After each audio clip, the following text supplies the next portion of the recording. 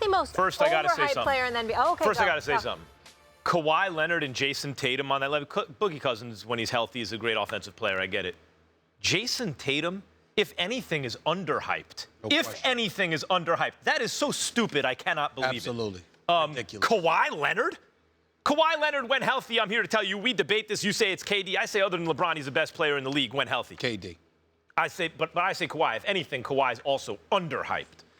Let me say this. It'd be easy for me to go at Carmelo Anthony, Stephen A., because now all of a sudden, people like you are saying, well, yeah, Carmelo's a little over the hill or the game has changed and he's not a great player anymore. But when did that moment happen?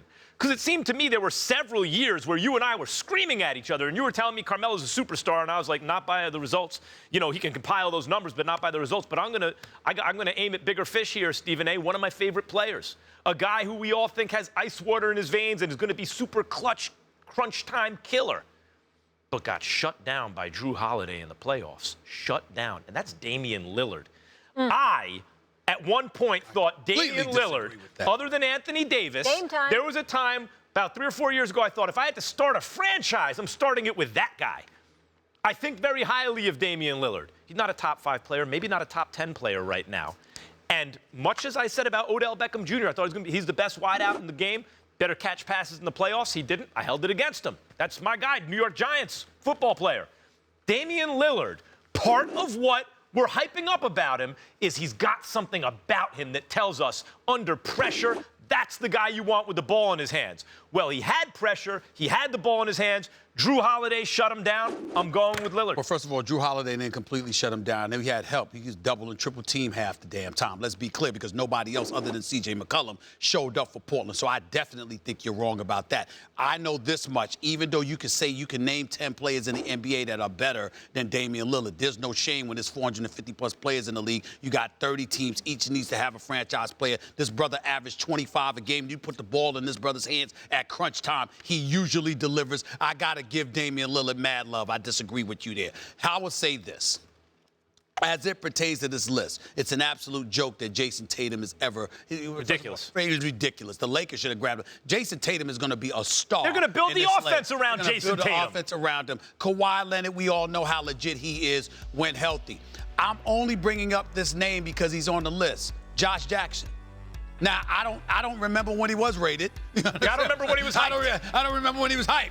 But he is the 4th overall pick, all right? This kid's got good size on him. He's 21 years of age. He's shooting 41% from the field. I watched him a little bit in the summer leagues. Got to work on his jump shot. Just got to work on his jump shot. When you consider DeAndre Ayton is there, along with Booker, if Josh Jackson could give you anything, Phoenix is on the upswing. That's one. Doesn't that surprise you that it's him and not like Lonzo or someone on that list? I don't understand that. I don't understand that. Number 2, Zach Lavine. I like him, but he's been injury prone.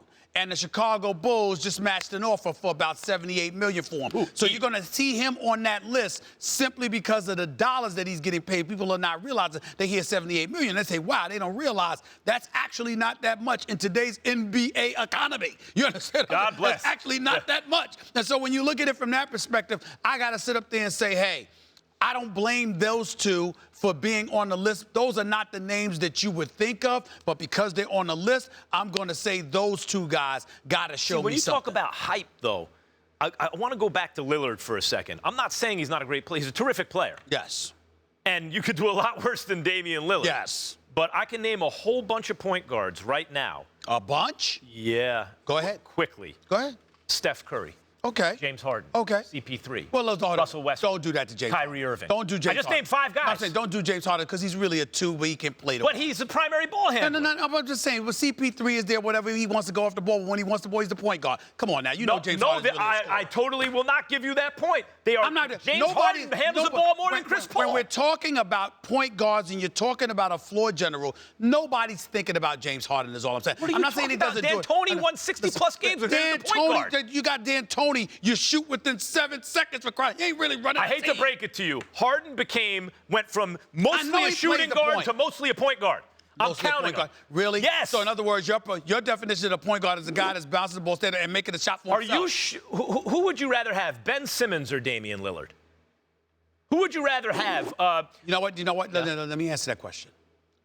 What do I need? You want to win games. What do I need? You want to win games. Excuse me. You're starting a team. Excuse me. Well, I'm going to go with Ben Simmons because he's 6'11". Right. He's Well, that 6'11". counts, brother. That's but what all I'm saying, counts. but Ben Simmons can't shoot yet. By the way, you might even include Ben Simmons on the list because he can't shoot and he was exposed. Okay, look, he can't shoot yet. But I'm saying. But if I need a shot, right. If I need a point guard that can shoot the ball, I'm going to go with Damian Lillard. Damian Lillard's not excellent. I'm saying my expectations from the reason we all had our eye on him, like, we know he can play. We know he's excellent. But we all believed when it mattered most, this dude was going to deliver. He just wears it. You smell it on him. And when he had to deliver, I'm just telling it like it is. When he had to deliver, yes, they were doubling him and all that stuff, but Drew Holiday's defense made the difference. And we all believe Jason Tatum leading this list, and the whole list is bogus and ludicrous.